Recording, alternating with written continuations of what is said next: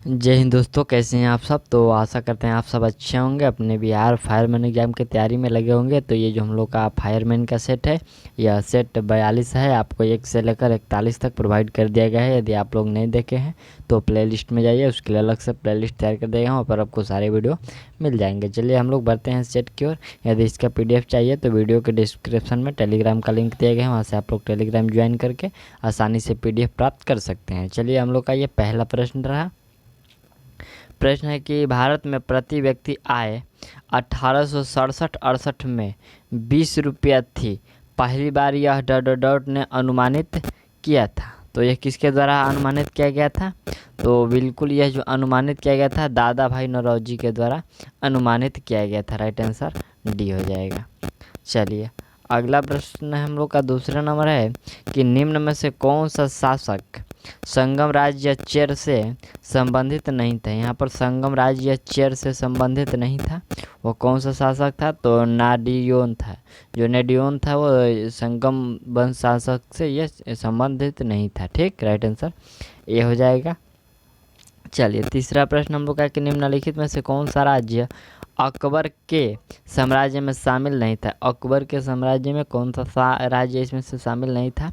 तो बीजापुर इसमें शामिल नहीं था। राइट आंसर डी हो जाएगा। चलिए अगला प्रश्न हम लोग का यहाँ पर है कि पृथ्वी की उपसौर स्थिति किस महीने में होती है। यहाँ पर जो उपसौर की स्थिति होती है ये किस महीने में होती है? तो ये जनवरी में होती है। ठीक, राइट आंसर ए हो जाएगा, बी हो जाएगा, सॉरी, राइट आंसर बी हो जाएगा, जनवरी में होती है। अगला प्रश्न हम लोग का 5वें नंबर प्रश्न है कि भारत एवं चीन के बीच सीमा निर्धारित करने वाली मैक-मोहन रेखा निम्नलिखित में से किस प्रदेश की उत्तरी सीमा पर खींची गई है? तो किस प्रदेश की उत्तरी, तो यह खींची गई है अरुणाचल प्रदेश में। राइट आंसर डी हो जाएगा। चलिए अगला प्रश्न देखते हैं। प्रश्न हम लोग का है संगीत सम्राट या तानसेन के गुरु कौन थे। यहाँ पर जो संगीत सम्राट तानसेन था उसके गुरु कौन थे? तो उसके गुरु हरिदास थे। राइट आंसर बी हो जाएगा।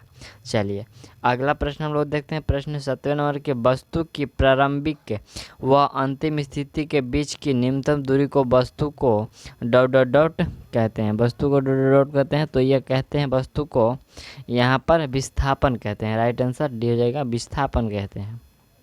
चलिए अगला प्रश्न है कि मौसम की रिपोर्ट भारत सरकार के डॉट विज्ञान द्वारा तैयार की जाती है। तो ये किसके द्वारा तैयार की जाती है? ये भारत सरकार के मौसम विज्ञान के द्वारा, यहाँ पर मौसम विज्ञान के द्वारा तैयार किया जाता है। राइट आंसर बी हो जाएगा। चलिए अगला प्रश्न हम लोग देखते हैं। प्रश्न है कि म्यांमार दक्षिण पूर्वी एशिया का डॉट सबसे बड़ा देश है। सबसे बड़ा देश है, तो यहाँ पर जो राइट आंसर होगा यह दूसरा सबसे बड़ा देश है एशिया का, जो म्यांमार है। चलिए अगला प्रश्न है कि निम्नलिखित में से कौन से उत्पाद कोयले के प्रसंस्करण से प्राप्त किए जाते हैं? तो बिल्कुल यह प्राप्त किए जाते हैं, ये जो कोक है, तारकोल है और कोयला गैस, ये उपयोग में से सभी हो जाएगा। ठीक, ये जो सभी है ये कोयला के प्रसंस्करण से प्राप्त किए जाते हैं। चलिए अगला प्रश्न देखते हैं। 11 नंबर प्रश्न हम लोग का है कि भारतीय संविधान के किस अनुच्छेद के अंतर्गत अगर किसी नागरिक के मौलिक अधिकारों का उल्लंघन हो रहा है तो वह उच्चतम न्यायालय जा सकता है। किस अनुच्छेद, किस आर्टिकल के तहत? तो वह आर्टिकल 32 के तहत। ठीक, राइट आंसर सी हो जाएगा। चलिए अगला प्रश्न देखते हैं। प्रश्न है कि नगर पालिका के सदस्य कितनी अवधि के लिए चुने जाते हैं? ये नगर पालिका का जो सदस्य हैं कितनी समय के लिए, समय अवधि के लिए चुने जाते हैं? तो यह चुने जाते हैं 5 वर्षों के लिए। राइट आंसर सी हो जाएगा। चलिए अगला प्रश्न है कि कौन सा ऐसा जीव का उदाहरण नहीं है जो खाद्य पदार्थों को पूरा ग्रहण कर लेते हैं तथा अपने शरीर के भीतर उसका विघटन करते हैं? कौन सा हो जाएगा? तो इसमें राइट आंसर हो जाएगा मशरूम। राइट आंसर ए हो जाएगा। चलिए अगला प्रश्न है कि सरदामिनी कौन थी। यहाँ पर जो सरदामिनी है, ये सरदामिनी कौन थी? तो सरदामिनी राजकृष्ण परमहंस की पत्नी थी। ठीक, राजकृष्ण परमहंस की पत्नी थी सरदामिनी। राइट आंसर बी कर लीजिए। चलिए अगला प्रश्न है कि 15 नंबर अंग्रेजी भारतीय सेना ने चर्बी वाले कारतूसों से चलने वाली एनफील्ड राइफल कब शामिल की गई? ये एनफील्ड राइफल जो है ये कब शामिल की गई? तो यह शामिल की गई जनवरी 1857 में, जनवरी 1857 में शामिल की गई। चलिए अगला प्रश्न है कि बम्बई में अखिल भारतीय व्यापार संघ कांग्रेस, इसका AITUC का स्थापना कब हुई थी? तो इसका स्थापना किया गया था 1920 में। राइट आंसर ये हो जाएगा, इसका स्थापना 1920 में किया गया था। चलिए अगला प्रश्न क्या हम लोग का, यहाँ पर प्रश्न है कि अमृत बाजार पत्रिका की स्थापना किसने की? अमृत बाजार पत्रिका की जो स्थापना है यह किया गया था शिशिर कुमार घोष, शिशिर कुमार घोष के द्वारा यह प्रकाशित की गई थी। यहाँ पर स्थापना की गई थी। ठीक, चलिए अगला प्रश्न कि गांधी इरविन समझौते के हस्ताक्षर होने में किसने महत्वपूर्ण भूमिका निभाई भाई? किसने महत्वपूर्ण भूमिका निभाई? तो यह निभाया गया था तेज बहादुर सप्रू द्वारा, तेज बहादुर सप्रू द्वारा। राइट आंसर इसमें आपका सी हो जाएगा। चलिए अगला प्रश्न है कि अंग्रेजी शासन काल में भारत का कौन सा क्षेत्र अफीम उत्पादन हेतु प्रसिद्ध था? तो यह प्रसिद्ध था बिहार। राइट आंसर ये हो जाएगा बिहार। चलिए अगला प्रश्न है कि निष्क्रिय विरोध के सिद्धांत का प्रतिपादन किसने किया? निष्क्रिय विरोध की सिद्धांत का प्रतिपादन किया गया था, बिल्कुल यह अरविंद घोष के द्वारा। राइट आंसर डी हो जाएगा। चलिए अगला प्रश्न देखते हैं। प्रश्न है कि निम्नलिखित अखबारों में से कौन सा मुख्यतः उदारवादियों की नीतियों का प्रचारक था? तो इसमें राइट आंसर हो जाएगा लीडर। राइट आंसर बी हो जाएगा लीडर। चलिए अगला प्रश्न हम लोग का है कि वह कौन सा कांग्रेस अध्यक्ष था जिसने क्रिप्स मिशन लॉर्ड वेवेल दोनों से बर्ताए कि वह कौन सा अध्यक्ष था कांग्रेस का? तो वह अध्यक्ष थे अब्दुल कलाम आज़ाद। ठीक, राइट आंसर ये हो जाएगा। चलिए अगला प्रश्न हम लोग का है कि सांप्रदायिक अवार्ड पूना फैक्ट में क्रमशः दलित वर्ग के लिए कितनी सीटें दी गई? दलित वर्ग के लिए कितनी सीटें दी गई? तो 71 और 148, 71 और 48 सीटें दी गई थी यहाँ पर अवार्ड पूना फैक्ट के लिए। तो राइट आंसर इसका बी हो जाएगा। ठीक, चलिए अगला प्रश्न हम लोग का है कि निम्नलिखित उद्योगपतियों में से कौन लंबे समय तक AICC के खजांची रहे तथा 1930 ईस्वी में जेल भी गए? ठीक, तो 1930 ईस्वी में जेल भी गए ये जमना लाल बजाज। राइट आंसर इसका बी हो जाएगा। चलिए अगला प्रश्न है कि वर्ष 1899 से 1900 के मुंडा क्रांति का नेता कौन था? तो इस मुंडा क्रांति का जो नेता थे वह बिरसा मुंडा जी थे। ठीक, राइट आंसर सी हो जाएगा। चलिए अगला प्रश्न है कि 1955 ईस्वी में संथालों ने किस अंग्रेजी कमांडर को हराया? तो यह किसको हराए थे? यह मेजर बारो को हराए थे। राइट आंसर इसका सी हो जाएगा, मेजर बारो को हराए थे। चलिए अगला प्रश्न देखते हैं। प्रश्न हम लोग का 27 नंबर यहाँ पर है कि विद्युत उत्पादन करने के लिए कौन सी धातु का उपयोग होता है? तो यूरेनियम का। यहाँ पर राइट आंसर हो जाएगा यूरेनियम का उपयोग होता है। चलिए अगला प्रश्न है कि गेहूं की खेती के लिए कौन सा उर्वरक अधिक मात्रा में उपयोग करेगा? यहाँ पर अधिक मात्रा में उपयोग करेगा, तो बिल्कुल इसके लिए राइट आंसर नाइट्रोजन हो जाएगा। ठीक, ये नाइट्रोजन उर्वरक चाहिए। अगला प्रश्न हम लोग का है कि चूहा मारने का जहर किस रासायनिक पदार्थ से बनता है? ये किस रासायनिक पदार्थ से बनता है? तो यह पोटेशियम साइनाइड से बनता है। यहाँ पर राइट आंसर सी हो जाएगा, पोटेशियम साइनाइड से। चलिए अगला प्रश्न देखिए। प्रश्न है कि पीतल में कौन कौन सी धातुएं हैं? तो जस्ता और तांबा। यहाँ पर तांबा और जस्ता पीतल में 2 धातुएं हैं। चलिए अगला प्रश्न हम लोग का यहाँ पर देखिए। प्रश्न 31 नंबर है कि एस्पिरिन कहाँ से मिलते हैं? यहाँ पर एस्पिरिन जो है कहाँ से मिलते हैं? तो बिल्कुल यह मिलते हैं आपको एक पेड़ से। राइट आंसर सी हो जाएगा, एक पेड़ से ये प्राप्त किए जाते हैं। अगला प्रश्न देखिए। प्रश्न है कि मायोग्लोबिन में कौन सी धातु होती है? यहाँ पर मायोग्लोबिन है। ठीक, तो मायोग्लोबिन में यहाँ पर लोहा होता है। ठीक, राइट आंसर डी हो जाएगा। यहाँ पर हीमोग्लोबिन होता है ना जी। चलिए अगला प्रश्न है कि हाइड्रोजन को जलने से क्या बनेगा। हाइड्रोजन को जलने से क्या बनेगा, तो पानी बनेगा। राइट आंसर डी हो जाएगा। अगला प्रश्न है कि चुंबकीय सुई किस तरफ संकेत करती है। तो चुंबकीय सुई जो है यह संकेत करती है उत्तर दिशा की ओर। राइट आंसर सी हो जाएगा। चलिए अगला प्रश्न है कि महासागर में ऊंची जल तरंगें कैसे उत्पन्न होती है। तो ये ऊंची जल तरंगें जो उत्पन्न होती है चंद्रमा से। ठीक, राइट आंसर डी हो जाएगा, चंद्रमा से उत्पन्न होती है। अगला प्रश्न है कि यह अम्ल वर्षा होती है। तो ये जो अम्ल वर्षा होती है यह कारखानों से होती है। यहाँ पर राइट आंसर ये हो जाएगा कारखानों से। चलिए अगला प्रश्न देखिए। प्रश्न के निम्नलिखित में से कौन सी घटना वायसराय लॉर्ड विलिटन के समय काल की नहीं मानी जाती है। नहीं मानी जाती है, यहाँ पर वायसराय लॉर्ड लिटन के समय अवधि के दौरान की ये नहीं मानी जाती है। तो यहाँ पर जो बर्मा युद्ध, ये बर्मा युद्ध है उसके समय का नहीं है। राइट आंसर इसका बी हो जाएगा। चलिए अगला प्रश्न है कि निम्न में से कौन सा युग में सुमेलित नहीं है। सुमेलित नहीं है। मुंडा विद्रोह 1899, बेलोर विद्रोह 1806 में, संथाल विद्रोह 1855 और ये चुआर विद्रोह 1870 में। तो कौन सा जो है सुमेलित नहीं है, यानी कि गलत है। तो ये जो चुआर विद्रोह है 1870 में, यह गलत है। राइट आंसर डी हो जाएगा। बाकी सब यहाँ पर जो है सही है। ठीक, चलिए अगला प्रश्न देखते हैं हम लोग। प्रश्न है कि फौसा मैगना एक डॉट है। तो ये फौसा मैगना जो है ये क्या है। तो ये मैगना जो है दरारी निम्न भूमि है। दरारी निम्न भूमि है। राइट आंसर सी हो जाएगा। चलिए अगला प्रश्न है कि नदी पहाड़ियाँ कहाँ स्थित है। नंदी पहाड़ियाँ ये कहाँ स्थित है। ठीक, तो ये आपको कर्नाटक में है। राइट आंसर सी हो जाएगा। चलिए अगला प्रश्न देखते हैं। प्रश्न है कि चमगादड़ के पंख तथा पक्षी के पंख, चमगादड़ के पंख तथा पक्षी के पंख डॉट अंग के उदाहरण है। तो ये जो डॉट अंग यानी कि यह समरूप अंग के उदाहरण है। राइट आंसर सी हो जाएगा। चलिए अगला प्रश्न देखते हैं।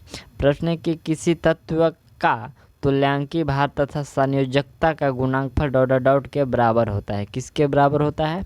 तो यह परमाणु भार के बराबर होता है। राइट आंसर सी हो जाएगा।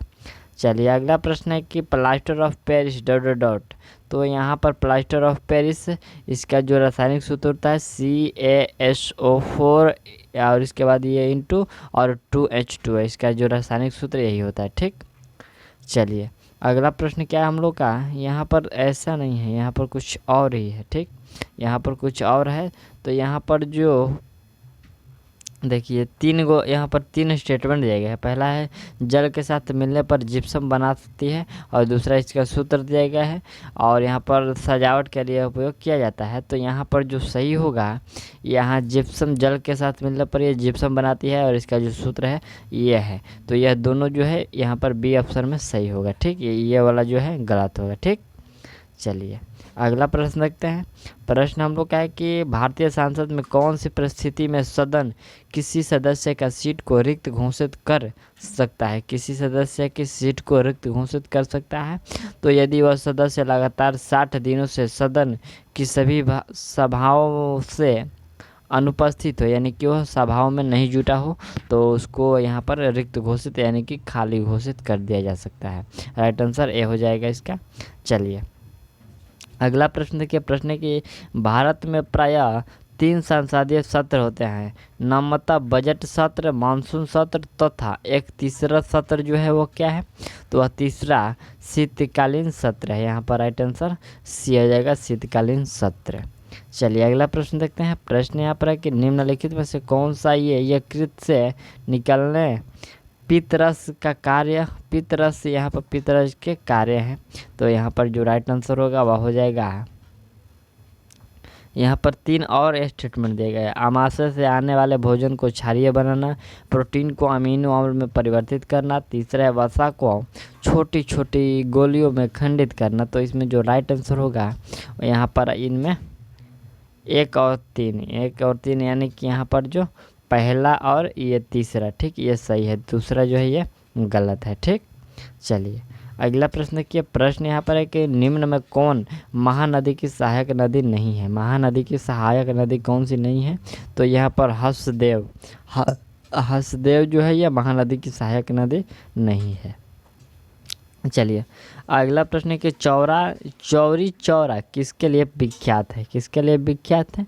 तो यह विख्यात है स्वतंत्रता संग्राम के संबंधित स्थल। स्वतंत्रता यहाँ पर संग्राम के संबंधित स्थल के लिए प्रसिद्ध है। राइट आंसर बी हो जाएगा। चलिए अगला प्रश्न क्या? प्रश्न की श्वेत क्रांति का अर्थ।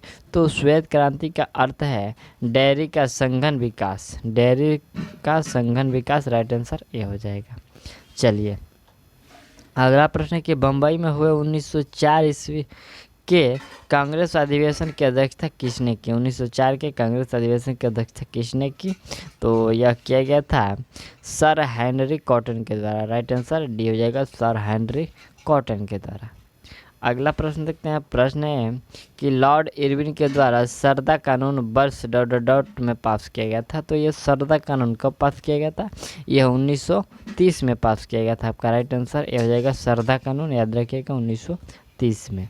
चलिए अगला प्रश्न क्या? प्रश्न है कि निम्नलिखित में से किसने मैजनी और गैरिबाल्डी की जीवनी उर्दू में लिखकर जनमानस में चेतना उत्पन्न की? तो बिल्कुल यह लिखा गया था वीर सावरकर के द्वारा। ठीक, यहाँ पर यह जीवनी उर्दू में लिखकर, तो ये वीर सावरकर के द्वारा। राइट आंसर सी हो जाएगा। चलिए अगला प्रश्न हम लोग का 1906 में किसने वंदे मातरम नामक दैनिक का प्रकाशन किया? तो वंदे नामक ये जो दैनिक का प्रकाशन किया, यह किसने किया? तो यह किया गया था श्री अरविंद के द्वारा। यहाँ पर राइट आंसर होगा श्री अरविंद। चलिए अगला प्रश्न है हम लोग का कि तत्वबोधिनी समाज की स्थापना किसने की? तत्वबोधिनी समाज की स्थापना तो यह रविंद्रनाथ टैगोर के द्वारा किया गया था, तत्वबोधिनी समाज की स्थापना। चलिए अगला प्रश्न हम लोग का यहाँ पर है कि जन जागरण मंच की स्थापना 1937 में कहाँ की गई थी? तो जन जागरण मंच की जो स्थापना है 1937 में, और यह किया गया था बड़ौदा में। राइट आंसर बी हो जाएगा, बड़ौदा में। चलिए अगला प्रश्न हम लोग के यहाँ पर है कि बंगलो नामक समाचार पत्र के संस्थापक संपादक, यहाँ पर संपादक कौन थे? ये जो बंगलो नामक समाचार पत्र था, तो इसके संपादक थे सुरेंद्रनाथ बनर्जी। राइट आंसर आपका सी हो जाएगा, सुरेंद्रनाथ बनर्जी। चलिए अगला प्रश्न हम लोग का 57 नंबर प्रश्न है कि लॉर्ड माउंटबेटन ने किस भारतीय नेता को वन मैन बाउंड्री फोर्स कहकर संबोधित किया?